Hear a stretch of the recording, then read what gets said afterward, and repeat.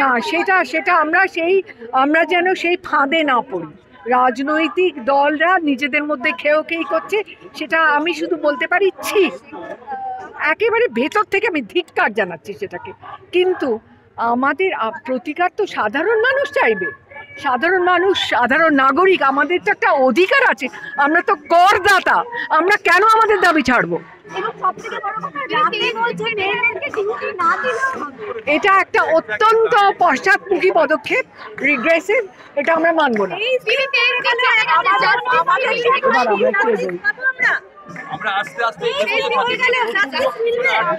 আমরা জানি না, আশা করছি মিলবে, আশা ছাড়া আমরা কি করতে পারি? সর্বোচ্চ আদালতের কাছে এটা রয়েছে, এতে আমার ভরসা আছে।